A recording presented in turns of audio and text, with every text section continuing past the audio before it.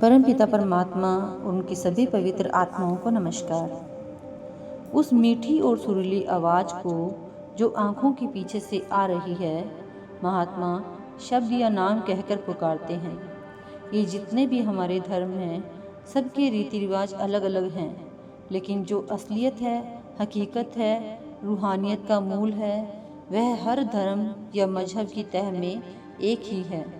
उस रूहानियत को अलग अलग महात्माओं ने अलग अलग लफ्ज़ों के द्वारा समझाने की कोशिश की है, लेकिन मतलब सबका उसी रूहानियत से है, उसी नाम या शब्द से है जो हर एक मनुष्य के अंदर मौजूद है। हमें बाहरी लफ्ज़ों की बहस में नहीं उलझना चाहिए। हमें तो अपने शरीर के अंदर उस केंद्र पर अपने ख्याल को एकाग्र करना है जहाँ वह शब्द दिन रात धुनकारे दे रहा है। जब हम अपने शरीर के 9 द्वारों में से ख्याल निकालकर आँखों के पीछे एकाग्र करते हैं तो हम अपने असली घर के दरवाजे पर आ जाते हैं। हमारा असली घर सचखंड है, जहाँ परमात्मा का निवास है। उसका दरवाज़ा आँखों के पीछे तीसरा तिल है। उस दरवाजे की निशानी यह है कि उस जगह अनहद शब्द दिन रात धुनकारे दे रहा है। जब तक उस घर के दरवाजे पर ख्याल को इकट्ठा करके शब्द को नहीं पकड़ते, तब तक हमारा मुक्ति प्राप्त करने का सवाल ही पैदा नहीं होता। अगर हमें अपने घर के अंदर जाना हो तो सबसे पहले घर के दरवाजे की तलाश करनी पड़ती है। निज घर का वह दरवाज़ा आँखों के पीछे तीसरी आँख है। उसी को खोलने के लिए हम उसको खटखटाते हैं, यानी बार बार सिमरन और ध्यान के द्वारा अपने फैले हुए ख्याल को आँखों के पीछे इकट्ठा करते हैं। बार बार खटखटाने से यानी सिमरन और ध्यान से हमारा ख्याल इकट्ठा हो जाता है, तब उस घर का दरवाज़ा खुल जाता है। फिर हमें घर जाने का रास्ता मिलता है। जब हम अपने ख्याल को वहाँ जाकर शब्द के साथ जोड़ते हैं तो शब्द का मार्ग खुल जाता है। उसके द्वारा हम वापस जाकर परमात्मा से मिलाप कर सकते हैं।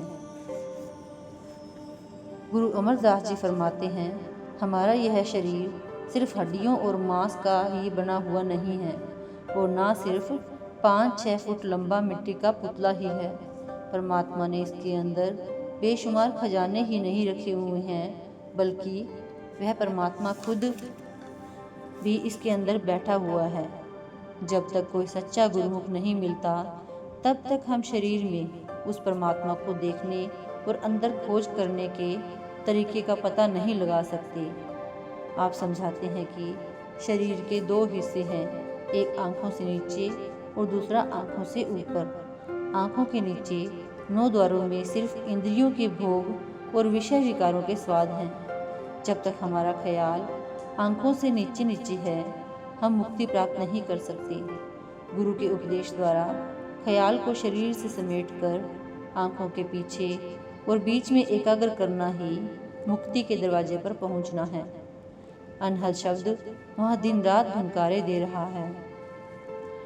जब हम गुरुमुखों के जरिए शब्द को पकड़ लेते हैं तो फिर शब्द हमें छोड़ता नहीं, अपने साथ लेकर परमात्मा में ही समा जाता है। हमें उस शब्द के जरिए अपने अंदर अपने घर का रुख कायम करना है और शब्द के प्रकाश के जरिए अपने घर का रास्ता देखना है। हमारी आत्मा की जो देखने की शक्ति है उसे महात्मा नीरद कहते हैं, और जो सुनने की शक्ति है उसे सुरत कहते हैं। सुरत के द्वारा शब्द की आवाज़ को सुनना है और नीरद के द्वारा उसके प्रकाश को देखना है।